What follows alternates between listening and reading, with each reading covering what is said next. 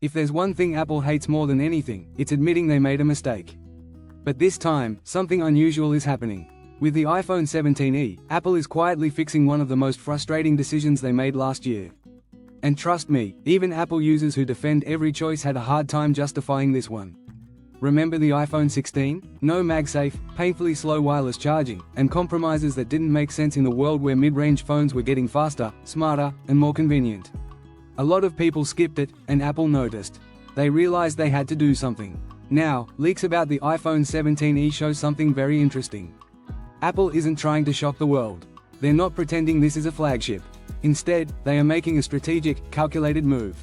A move that could completely change how people see budget iPhones. And today, we're breaking down exactly what's fixed, what's new, and what Apple is still refusing to give in 2026. Industry insiders expect the iPhone 17e to launch on February 19, 2026.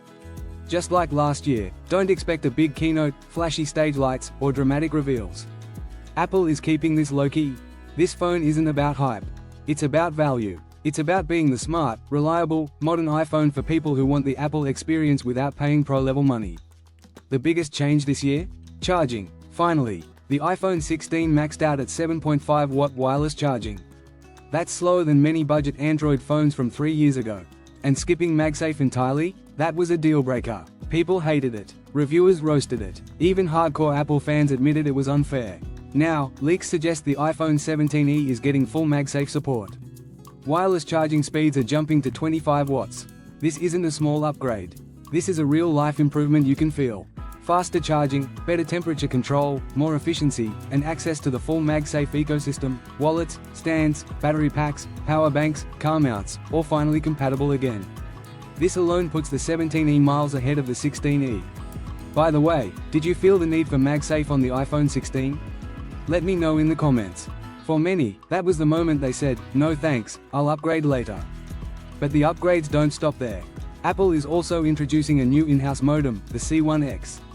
Benchmark numbers aren't out yet, but insiders say the focus is on real-world performance, not synthetic tests.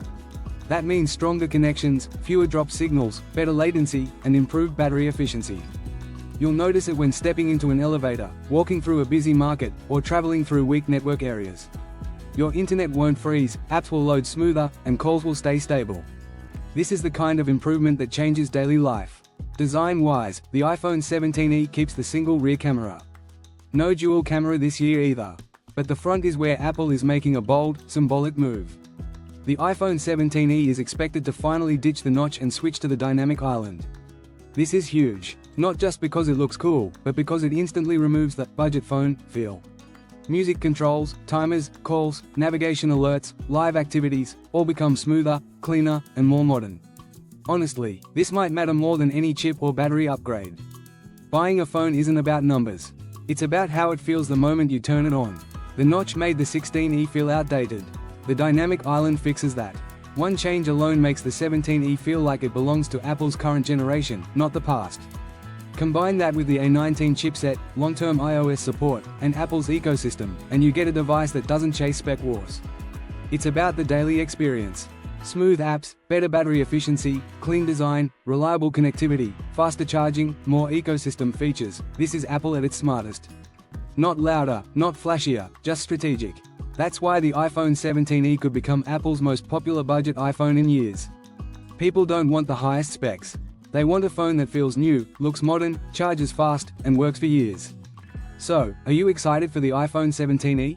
What feature matters most to you? Faster charging, better battery, improved display, or MagSafe finally making it worth buying? Tell me below, I'm reading every comment. If you like the video, subscribe,